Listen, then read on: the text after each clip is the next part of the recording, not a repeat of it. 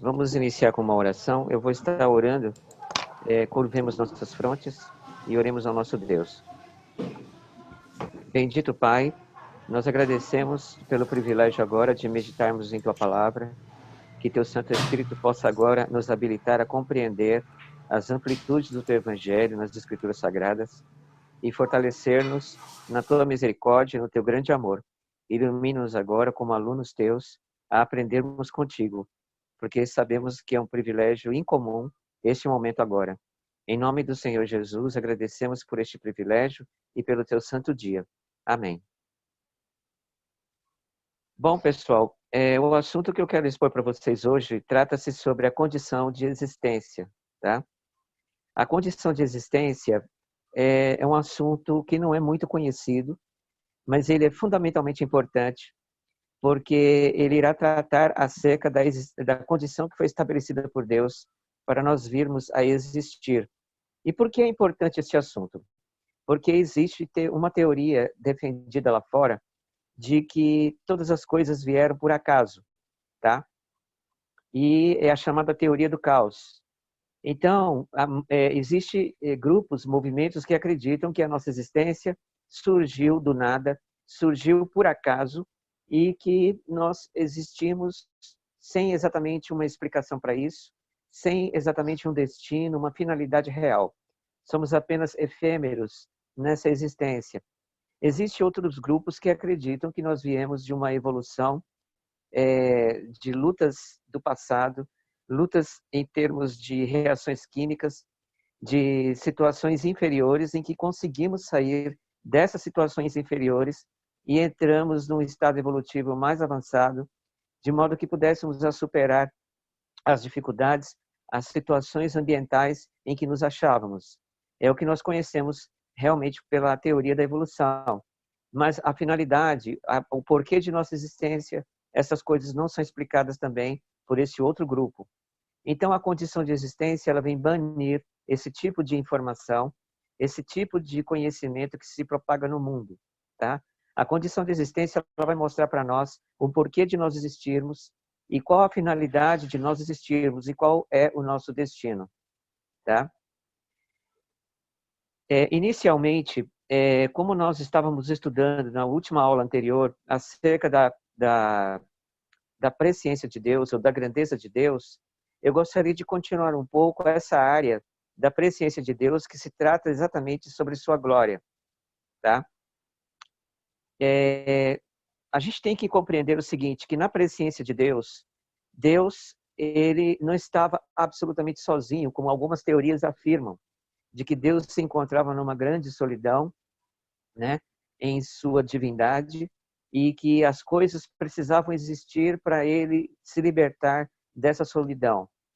Na realidade, quando nós começamos a entender acerca da condição de existência relacionada à presciência de Deus, nós começamos a entender que Deus ele não nos criou porque sentia a nossa falta, porque na glória de Deus, em sua presciência, não existia a solidão. A solidão é um produto, é um efeito, um resultado do pecado.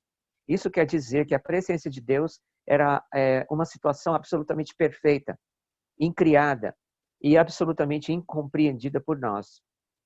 Então, nessa época, nessa situação em que se encontrava a presciência de Deus, Deus, em seus halos da glória, por ele ser excelso, os próprios halos de sua glória exaltavam a ele mesmo, em sua grandeza e majestade.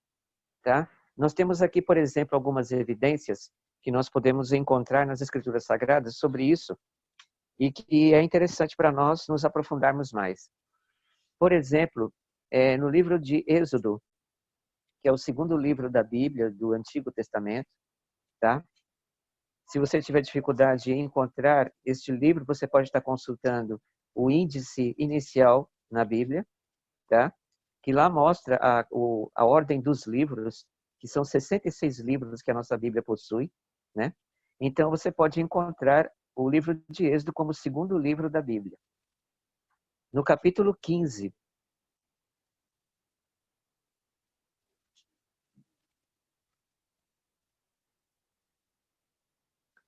no versículo 11, aqui trata-se do Cântico de Moisés, tá? Quando Deus havia conseguido libertar o seu povo do poder egípcio, atravessando o Mar Vermelho. E num desses trechos do Cântico de Moisés, sob inspiração do Espírito Santo, Moisés relatou o seguinte: Ó Senhor, quem é como tu entre os deuses? Quem é como tu, glorificado em santidade, admirável em louvores, realizando maravilhas? Aqui, notadamente, podemos perceber que a presciência de Deus ela é e sempre foi singular. Nada poderia ser comparado à grandeza e majestade de Deus ou à sua presciência. Quando nós falamos de presciência de Deus, nós estamos tentando dizer duas coisas importantes. Primeiro, quando a palavra é presciência, estamos afirmando de que Deus existiu antes mesmo de qualquer ciência, de qualquer conhecimento, de qualquer existência, tá? E também tem um outro significado, o significado de que se trata diretamente da sua divindade, de seu atributo. Então, isso quer dizer que na divindade, na presciência de Deus, ele sempre foi singular, nada poderia ser igual a ele ou semelhante. Por isso que Moisés, sob inspiração de Deus, ele diz assim: quem é como tu, glorificado em santidade, admirável em louvores? Isso quer dizer que a santidade de Deus, a sua majestade, o glorificava, o louvava a si mesmo. Por quê? Porque na sua grandeza não havia nenhum vestígio de imperfeição. Ele era perfeito em tudo o que ele poderia realizar. Antes de qualquer coisa vir a existir, a perfeição era plena em Deus. Era algo incriado, que pertencia totalmente aos seus atributos. E ele não se sentia, sob hipótese alguma, solidão, tristeza por não poder fazer alguma coisa de útil ou alguma coisa diferente. Não, essas coisas não existiam em Deus, porque Deus era a fonte da própria vida. E em Deus a vida era muito maior do que a que nós conhecemos como seres criados. Nós vimos isso na semana passada, lá em Salmo 63:3, que diz que a benignidade de Deus é muito maior do que a nossa vida, do que a própria vida. Isso quer dizer que a sua glória é tão maravilhosa, tão extraordinária, inexplicável ou inefável, que a sua perfeição como um ser presciente o louvava e o engrandecia a si. E nessa condição, não havia necessidade da parte dele de virmos a existir. Tá? Não existia isso em Deus, essa ausência, essa falta, porque ele era autossuficiente em si mesmo. Um outro texto também que nos ajuda a entender melhor acerca disso, nós podemos estar observando em 1 Crônicas, no capítulo 16, que também pertence ao Antigo Testamento, tá? É logo depois de 2 Reis, né? 1 Crônicas, no capítulo 16. O livro de Crônicas foi um livro também inspirado por Deus, só que narrando as conquistas, os governos dos reis do passado, né? Em relação ao povo de Israel. Sempre era contada alguma experiência, algum evento que acontecesse naquela época e era contemporâneo, né? Os acontecimentos contemporâneos daquela época eram registrados no livro de Crônicas. Então, aqui em Crônicas, no capítulo 16, no versículo 25, em 1 Crônicas, é dito o seguinte, capítulo 16, tá? 1 Crônicas, capítulo 16, versículo 25. Porque grande é o Senhor e muito digno de louvor, e mais temível é do que todos os deuses. Além da singularidade de Deus, de sua majestade como rei, como um ser incriado, ele era temível, ou seja, ele era, ou é, né, assombroso, absurdamente assombroso, inexplicável. Tá? Então, nesses traços característicos que podemos observar em Deus, nós já notamos que ele sempre foi digno de louvor, porque o louvor era pertencente à própria natureza de sua glória. Então, a glória de Deus ela, vamos dizer assim, é repleta de alegria, é uma fonte absoluta de felicidade, tá? Porque engrandecia ao próprio Deus como um ser incriado, como um ser singular, que nada poderia compará-lo.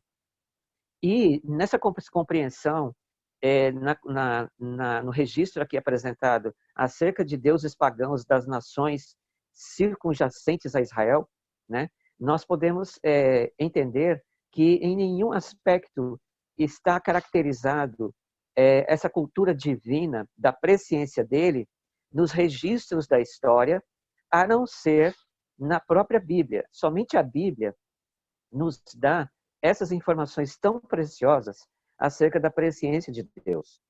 Porque você pode consultar qualquer livro antigo, como Bhagavad Gita, livro dos Mormons, o que você quiser, você não vai encontrar registros tão profundos como nós estamos verificando agora, apresentando a glória de Deus na sua presciência, na sua majestade. Um outro texto também, o profeta Jeremias, isso vai depender muito de tradução, mas eu quero mostrar para vocês. O profeta Jeremias, no capítulo 17,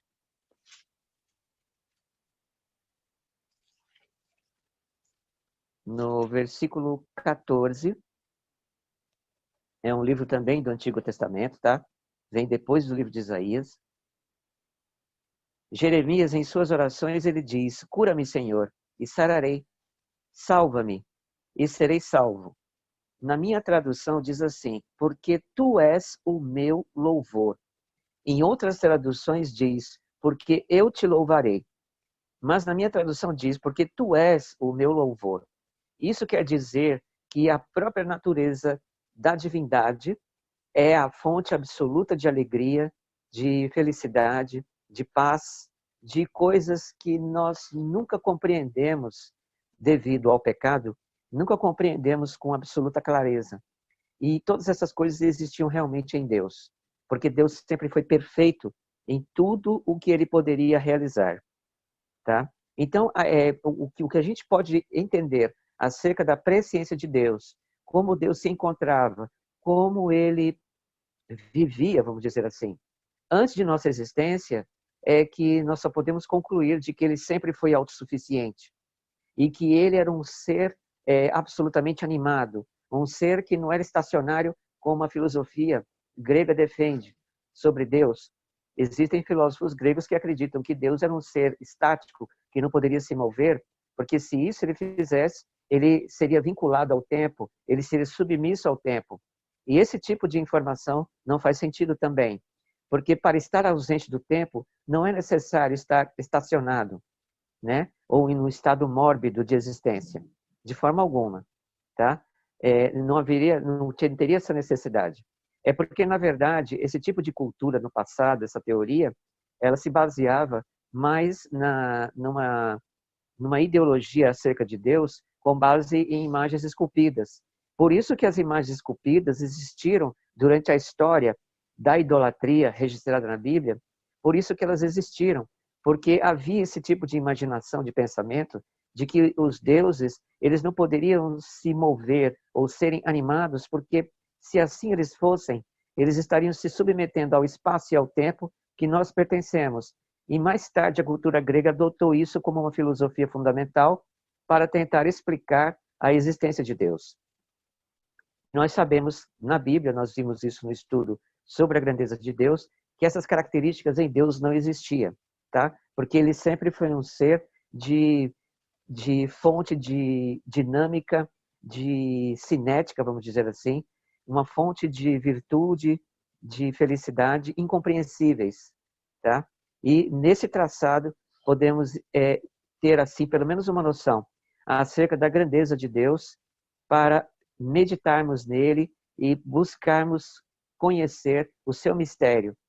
Porque, como eu disse para vocês em Provérbios 25:2, que é dito que o mistério de Deus está em encobrir-se, em velar-se.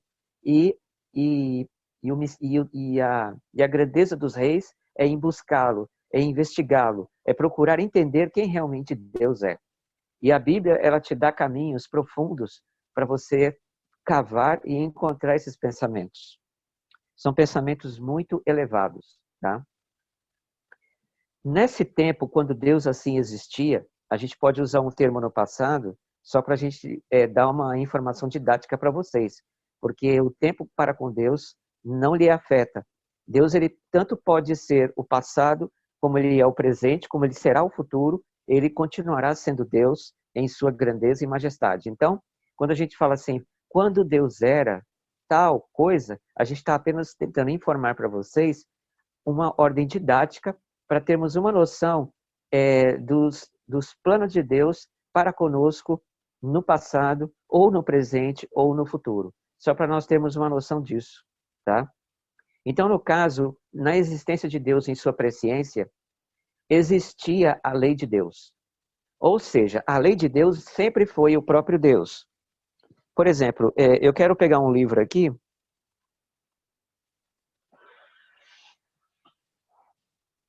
Ele se encontra aqui no Patriarcas e Profetas, tá? E no Patriarcas e Profetas, aqui no capítulo Tentação e Queda, ela nos registra o seguinte. A autora, ela nos diz o seguinte. Na página 52, ela diz assim: a lei de Deus é tão sagrada como ele próprio. Bom, isso significa que a lei de Deus sempre foi Deus, tá? Quando a gente fala da lei de Deus, nós já imaginamos duas tábuas de pedra, né? Mas eu quero que vocês entendam que nessa ocasião, tábuas de pedra não existiam e a lei de Deus já precedia as tábuas de pedra. As tábuas de pedra, elas vieram a ser reveladas a nós, escritas pelo próprio dedo de Deus, por causa do pecado. Porque quando o homem pecou, ele perdeu completamente a noção acerca da divindade. Pelo menos um discernimento, um entendimento sobre isso. Então foi necessário serem escritas a lei de Deus, ou as leis de Deus, ou os seus mandamentos em tábuas de pedra. Tá? Agora, quando nós falamos sobre a presciência de Deus, que é antes de tudo e qualquer coisa existir, nós estamos falando de uma lei que sempre foi o próprio Deus. A lei de Deus é tão sagrada como ele próprio. É uma revelação de sua vontade, uma transcrição de seu caráter, expressão do amor e sabedoria divinos. Então, quando Deus existia, vamos usando um termo assim, quando Deus existia, existia também a sua lei, porque ele era a própria lei manifestada. E isso nos dá a entender que a lei de Deus, ela é tão presciente, tão excelsa quanto o próprio Deus. Porque é a expressão de seu caráter e de sua própria onipotência, onisciência e onipresença. E quando Deus assim existia, ele tinha na lei que ele era, ele possuía um conteúdo que nós podemos identificar aqui na Bíblia, na primeira carta de João, no capítulo 4, primeira carta de João, no Novo Testamento, é bem pertinho do Apocalipse. Primeira carta de João, no capítulo 4, no versículo 9, versículo 8, é-nos dito assim: aquele que não ama não conhece a Deus, porque Deus é amor. Aqui nos é mostrado, pelo menos nessa segunda parte final aqui deste versículo, que Deus possuía um conteúdo em sua lei, e esse conteúdo era o verdadeiro amor. O amor absoluto, real, verdadeiro, real, né? E este amor não era uma característica de ele existir, apenas existir por si mesmo, incriado e autossuficiente. Este amor manifestava-se no desejo de Deus em nos criar, em nos fazer existir para usufruirmos de toda a benignidade, de todo o lado maravilhoso, beneficente de sua glória, que ele mesmo vivia na sua presciência antes de tudo existir. Então, isto era o que Deus desejava para conosco. Ele desejava que nós, ao sermos criados, pudéssemos usufruir dessa majestade, de compreendermos o que era realmente o amor. Então, ele estabeleceu um plano para que nós viéssemos a existir. E nesse plano surgiu-se o primeiro fundamento de sua grandeza e majestade, que é o que nós chamamos de justiça. Tá? É o que nós também podemos chamar de primeira lei. Na primeira lei, que Deus assim estabeleceu, ela dizia, pelo menos em seu conceito mais assim apropriado para a ocasião em que Deus ali existia, essa primeira lei era a justiça dele. E o conteúdo seria o seguinte: quanto maior a luz, maior as trevas. Tá? O que significaria essa justiça divina? De que quanto maior a luz, maior as trevas.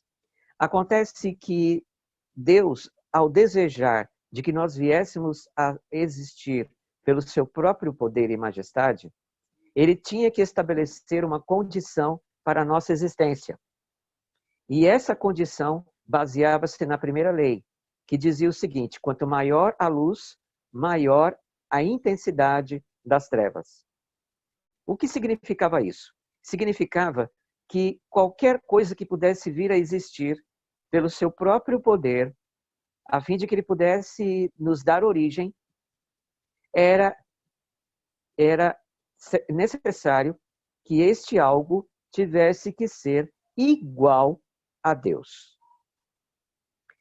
Então, qualquer coisa que Deus pudesse criar, este algo deveria ser igual a Deus. Isso alguém pode pensar assim: puxa, mas ser igual a Deus para virmos a existir? Isso é estranho, isso é absurdo, né? Mas, por exemplo, se a gente consultar as leis da natureza, que a Bíblia mesmo mostra sobre isso, nós vamos descobrir que essa condição de existência, ela sempre existiu, tá? Sem querer ser redundante nas palavras, mas essa condição, ela sempre existiu mesmo nas coisas criadas, que Deus havia criado. Por exemplo, aqui no livro de Gênesis, quando Deus deu início ao nosso universo, à nossa existência, no capítulo 1, nos versículos 11 e 12, por exemplo, só um exemplo para vocês perceberem isso. É dito assim: e disse Deus, produza a terra erva verde, erva que dê semente, árvore frutífera que dê fruto. Agora, preste atenção aqui neste versículo 11. Tá? Erva que dê semente, árvore frutífera que dê fruto, segundo a sua espécie, cuja semente está nela sobre a terra. E assim foi. Aí o verso 12. E a terra produziu a erva, e a erva dando semente, conforme a sua espécie, e a árvore frutífera, cuja semente que está nela, conforme a sua espécie. E viu Deus que isso era bom. O que a gente aprende disso? A gente aprende que quando Deus criou as primeiras árvores, ou as primeiras ervas, as sementes que delas eram brotadas, que eram produzidas, elas deveriam dar origem às novas ervas, novas frutas ou novas árvores, mas deveriam seguir a um padrão de uma fonte original, que era o quê? Segundo a sua espécie. Isso quer dizer que a condição de existência que Deus havia estabelecido para nós existirmos na presciência, ela começou a se manifestar também na própria criação, quando ele deu origem às plantas, por exemplo, que nós acabamos de ler nos versículos 11 e 12. E o que seria essa condição de existência aqui? É que a fruta, a maçã, por exemplo, para existir, ela deveria ter a mesma natureza da sua fonte original, que é a macieira. Tá? Ela não poderia ser diferente dessa natureza. Assim também o limão do limoeiro, né? E daí por diante, de qualquer tipo de fruta, de qualquer tipo de erva que pudesse existir, deveria ter uma igualdade direta de natureza com a fonte original que a produziu. Isto significa, tá, que quando Deus estabeleceu o plano de nós criarmos, o plano de nós virmos a existir, ele teve que conduzir nesse critério de informar-nos o quê? Que para nós existirmos, deveríamos ser iguais a Deus. Essa característica exigida de Deus era algo que era essencialmente necessária. Por quê? Porque somente em Deus estava a perfeição. Então, qualquer coisa que viesse a existir de forma perfeita, deveria ser tão perfeito quanto o próprio Deus. Não poderia ser diferente. Se uma pessoa viesse a existir, ou um ser viesse a existir, para viver em igualdade de eternidade com Deus, em usufruir de todas as bênçãos de sua própria glória como Deus usufrui, então este ser teria que ter uma característica de igualdade direta com Deus. Teria que obedecer a essa condição existente em Deus, ou pré-existente em Deus. E essa condição é que todos os que viessem a existir deveriam ser iguais a Deus. Então, quando é dito na primeira lei, que é a justiça de Deus, que diz quanto maior a luz, maior as trevas, estava nos informando de que para sermos iguais a Deus, deveríamos, aliás, para nós virmos a existir, deveríamos ser iguais a Deus. Só que quando é dito isso, aí nós vemos o forte brilho da luz. Quanto maior a luz. Mas o texto continua dizendo, quanto maior a luz, maior a intensidade das trevas. Ou seja, então maior seria a impossibilidade de nós virmos a existir. Por quê? Porque ninguém poderia ser igual a Deus. Então esse é um ponto chocante para nós agora, tá? Acerca da condição de existência. E que nós vamos ter que analisar isso com absoluta calma e compreendermos isso, a fim de entendermos por que que Deus é a Trindade. Por que que Deus, de fato, são três pessoas. Tá? Então Deus ele estabeleceu isso como condição para nós virmos a existir. E essa condição era que tudo deveria ser igual a Deus. Um outro exemplo de condição de existência, nós podemos ver também na criação dos animais. No capítulo 1 de Gênesis, nos versículos 20 e 21. Produzam as águas abundantemente répteis de alma vivente e voem as aves sobre a face da expansão dos céus. E Deus criou as grandes baleias e todo réptil de alma vivente que as águas abundantemente produziram, conforme as suas espécies. E toda ave de asas conforme a sua espécie. E viu Deus que isso era bom. Então uma ave, para vir a existir como ave, ela deveria ter a igualdade de natureza de sua fonte original, que seria ser uma ave. Assim também uma baleia deveria ter a qualidade ou a igualdade de natureza de sua fonte original. Ou seja, ela deveria ser realmente uma baleia. Então, estes traços característicos nos mostram na própria criação de Deus, nas leis da natureza, a condição de existência.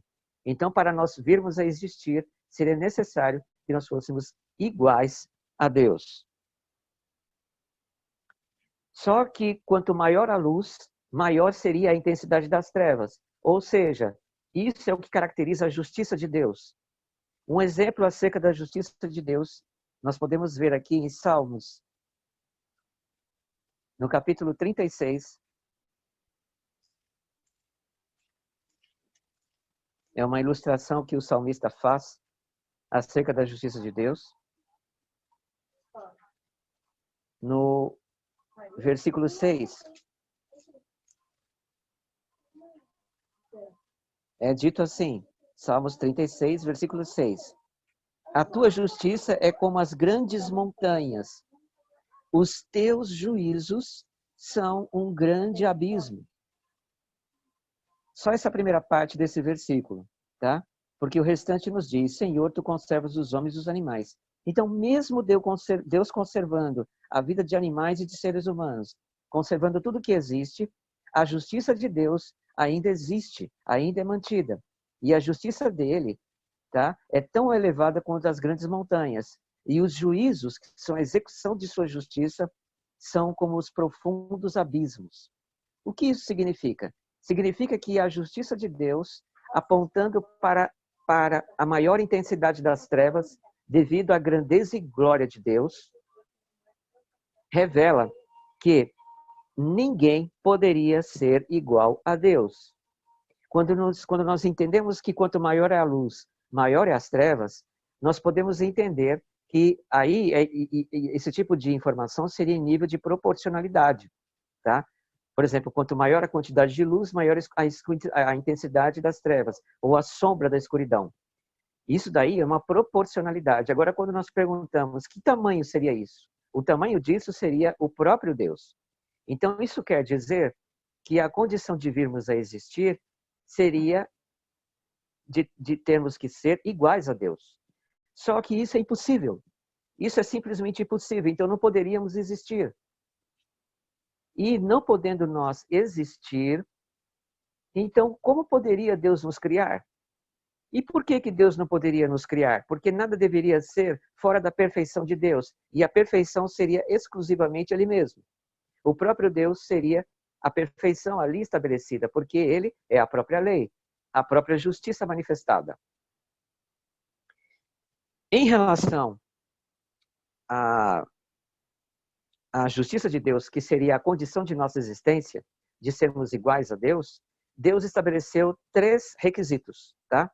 Dentre esses 3 requisitos, o que nós encontramos? Nós encontramos a vida em si mesmo, é o primeiro requisito. O segundo requisito, a individualidade. E o terceiro requisito, a liberdade de escolha. Então, um ser, para vir a existir, além de ter que ser igual a Deus, ele teria que ter a qualidade que há no próprio Deus. Qual seria essa qualidade? Ela é dividida em 3 coisas. Primeiro, ter vida em si mesmo. Segundo, ser individual. E terceiro, ter liberdade de escolha. O que significaria ter vida em si mesmo? Significaria viver livre, independente, separado, ter uma vida própria, tá? Como Deus é, como Deus é, como Deus se manifesta e é. Então, este ser teria que ter essa característica. Isso seria ter vida em si mesmo, como primeiro requisito. O segundo requisito, teria que ter individualidade esse ser. O que seria essa individualidade? A individualidade representaria a singularidade da existência de uma pessoa. O que significa isso? Significa que ninguém é igual ao Norberto, ninguém é igual ao Zé, ninguém é igual a Nina, nem a Andréia. Cada um de nós aqui presentes na sala somos diferentes um do outro. Por quê? Porque possuímos uma individualidade própria. Então, para também existirmos, teríamos que ter essa individualidade. Essa individualidade ela é encontrada somente em Deus. Porque ninguém é igual a Deus. Então, este seria o segundo requisito dentro da condição de existência, tá? Que é a sua justiça. E essa justiça requeria, exigia de que para qualquer coisa vir a existir, teria que ser igual a Deus. O terceiro requisito, liberdade de escolha. Deus é um ser livre. Então, qualquer ação que ele viesse a realizar, ele teria plena liberdade de executá-la ou não.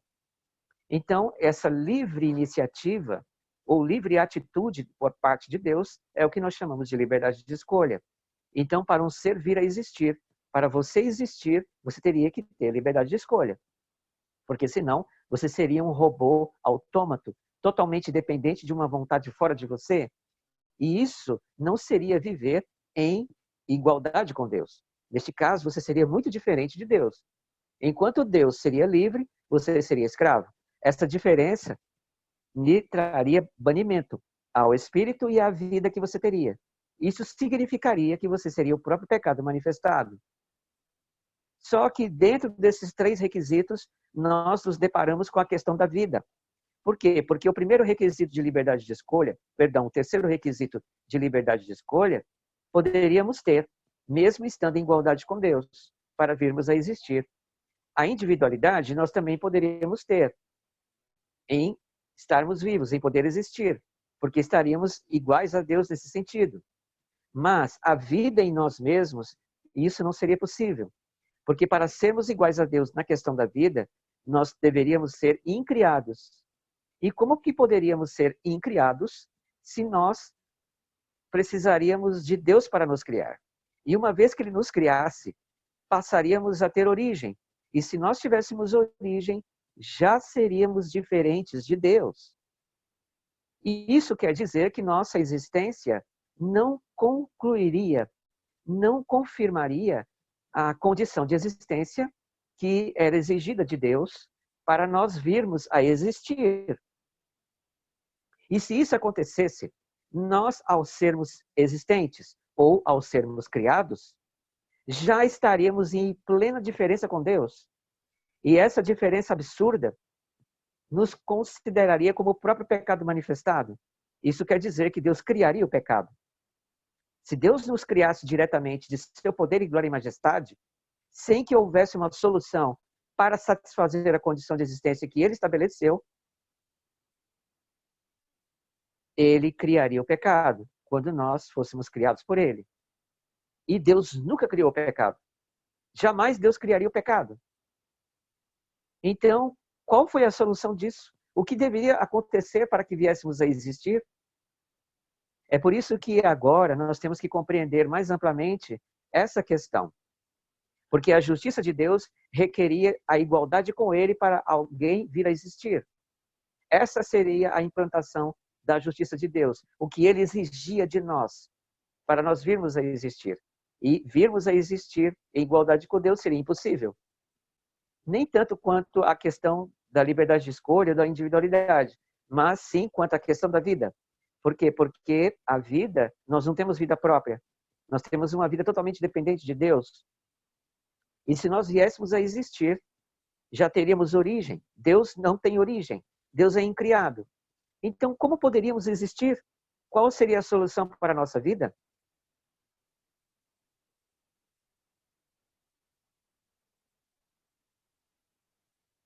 E nós vimos isso nas próprias leis da natureza, que qualquer espécie que possa existir, ela deve ter igualdade de natureza com a sua fonte. Então, um ser humano, para nascer de um pai humano, ele tem que ser humano também.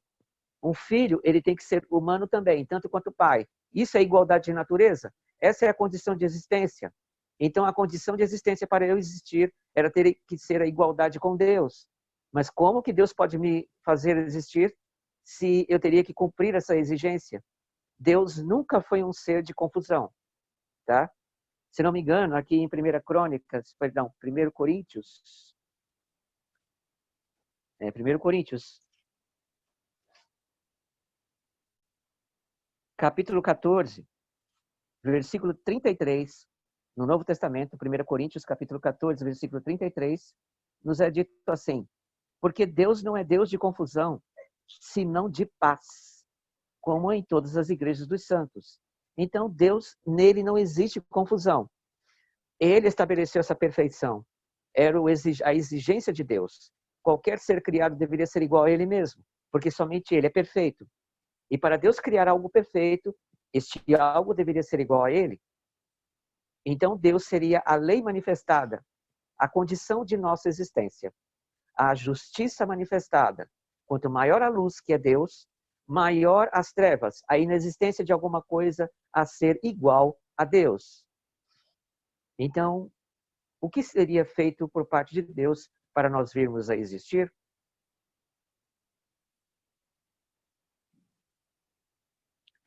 É aí que nós entramos no quinto tópico, que é justamente a questão da Trindade, tá? Imaginem agora a seguinte situação. Se Deus fosse apenas uma pessoa, nessa situação, se Deus fosse apenas uma pessoa, existem religiões por aí que acreditam de que Deus é apenas uma pessoa. Não acreditam de que Deus seja mais de uma pessoa, tá? Então, se Deus fosse apenas uma pessoa, Ele poderia nos criar? Resolveria o problema de nossa existência? Alguém poderia imaginar, eu acho que resolveria sim. Ele poderia só com seu infinito poder e majestade nos criar. Isso seria fácil para Deus. Sem dúvida. Aparentemente essa informação parece ser correta, mas nós temos que nos lembrar que Deus estabeleceu uma condição para existirmos. E por que Ele estabeleceu isso? Porque essa condição teria que ser uma igualdade com Ele, uma vez que somente Ele é perfeito.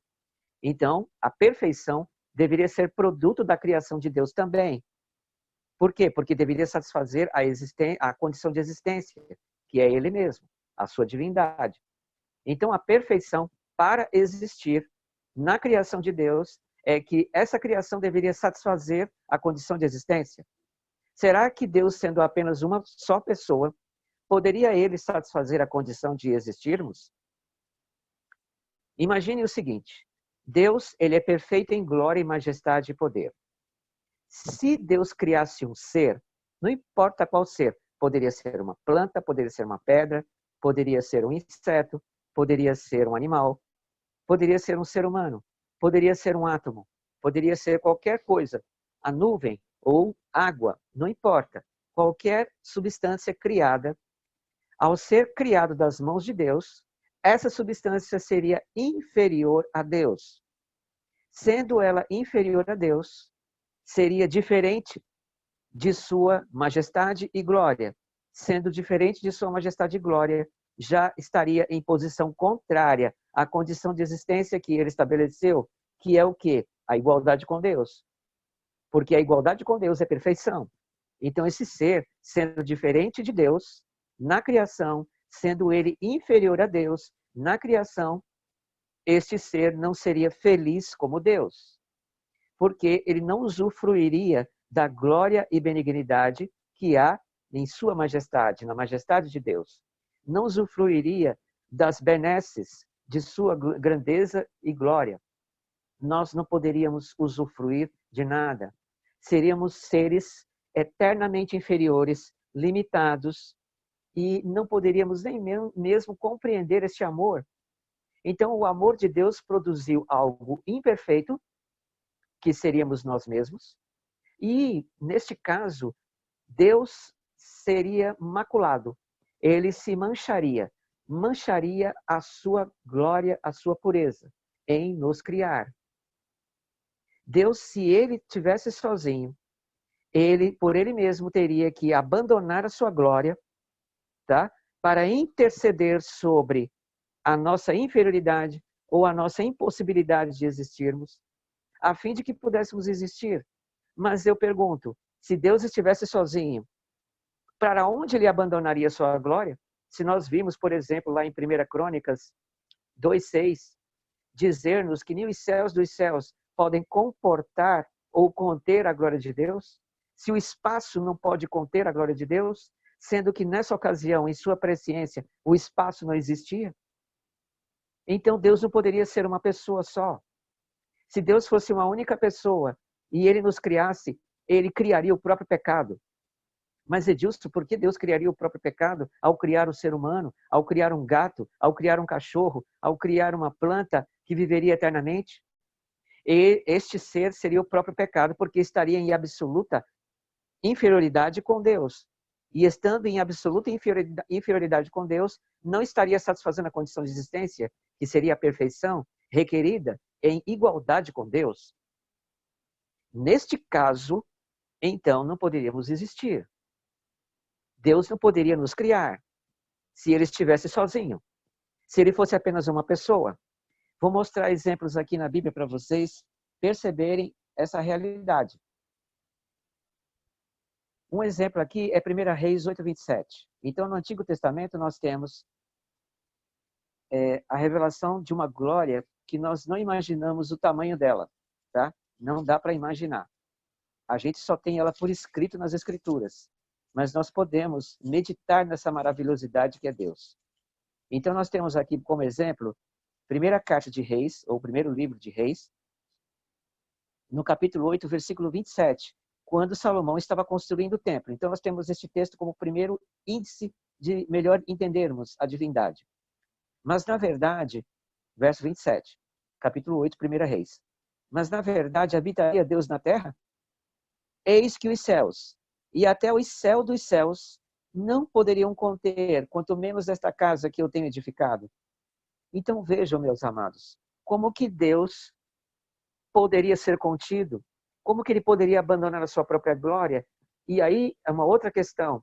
Deus não pode negar-se a si mesmo, porque o ato de Deus se negar para nós virmos a existir seria um ato de pecado contra si. porque não haveria razão para isso. Deus iria se negar por um motivo da inferioridade vir a existir. E quem seria essa inferioridade? Você e eu, qualquer um de nós. Então Deus não poderia macular sua grandeza e majestade em torno disso. Ele não poderia realizar isso. Agora vem um texto para clarear mais o nosso entendimento sobre essa questão. Encontra-se no livro de Jó. Olha só o que Deus considera acerca dos anjos que nunca pecaram. Porque a gente pode imaginar assim, tá, Edilson, mas espera um pouquinho. Mas os seres que nunca pecaram, eles são inferiores a Deus? É óbvio que sim. Afinal de contas, você vai adorar um deles? Será que é certo eu adorar um anjo? É claro que não. Mesmo que esse anjo nunca tenha cometido pecado, mas ele é inferior a Deus. Agora, olha só o que diz aqui no livro de Jó, no capítulo 4,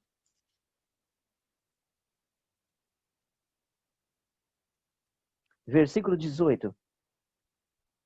Aqui foi uma visão que ele faz, repreendendo Jó, teve acerca de Deus. Ele faz, numa noite, ele teve uma visão de Deus, que aí os irmãos podem ler o contexto, é uma coisa extraordinária. E aí, nesse texto, o versículo 18, ele vê que o próprio Deus disse isso para ele. Veja só, versículo 18, capítulo 4 de Jó. Eis que Deus não confia nos seus servos e aos seus anjos atribui loucura. Então, os anjos celestiais que nunca pecaram, Deus atribui sobre eles loucura. Isso significa inferioridade em relação à divindade que é Deus. Então, irmãos, isso é coisa muito profunda para nós meditarmos agora. E isso é importantíssimo, porque Deus não poderia ser apenas uma pessoa só. Se Deus fosse apenas uma pessoa só, ele não poderia nos criar.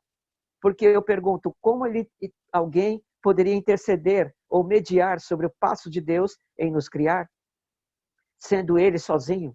Se Deus fosse sozinho, ele precisaria de alguém para interceder sobre esse passo dele em nos criar. Porque se não houvesse mediação, Deus pecaria em nos criar, porque uma vez que ele nos criasse, nós seríamos inferiores à sua glória. Nós não estaríamos satisfazendo a condição de existência, que é ele mesmo.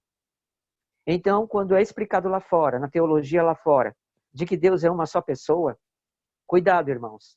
Na realidade, estão colocando Deus em situação de pecado, porque Deus não é apenas uma pessoa só. Ele não poderia criar-nos, ele não poderia fazermos existir se fosse ele sozinho, porque nós seríamos inferiores a ele mesmo. No livro de Jó também, temos aqui um outro texto, capítulo 15, versículo 15.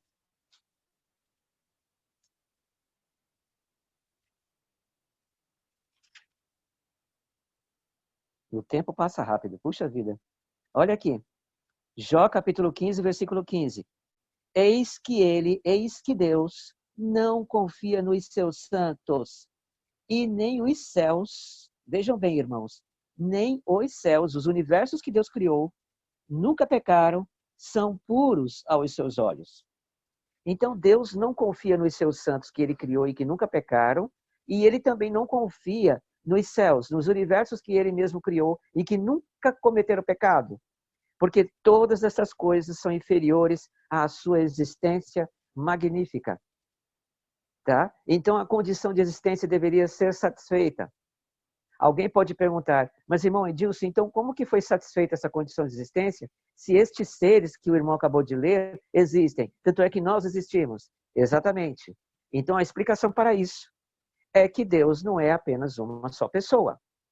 Porque se Deus fosse apenas uma pessoa, ele não poderia se negar a si mesmo, pois não haveria um intercessor sobre o seu próprio passo de poder em dar a sua vida e nos fazer criar. Ele não poderia realizar isso. Porque se isso ele tentasse por si mesmo, ele negaria sua própria glória. E negar a própria perfeição, que é ele mesmo, seria pecado. É pecado você negar a perfeição. É pecado você se colocar contra o amor de Deus. Isso é pecado. Porque em Deus, somente nele, existe a perfeição, a pureza. Algo que nunca viu vestígio sequer de pecado. Então, nós somos obrigados a procurar entender mais amplamente como Deus realizou a condição ou satisfez a condição de existência para nós virmos a existir, para nós virmos a ser criados. No livro Patriarcas e Profetas, voltando lá na página 52, esse é o último texto, porque o nosso tempo já se esvaiu, né? Já se esgotou. Na página 52, o Espírito de Profecia nos diz assim: a harmonia da criação depende da perfeita conformidade de todos os seres, de todas as coisas, animadas e inanimadas, com a lei do Criador. Isto quer dizer que tudo que foi criado com base na lei de Deus. A lei de Deus é a condição de existência.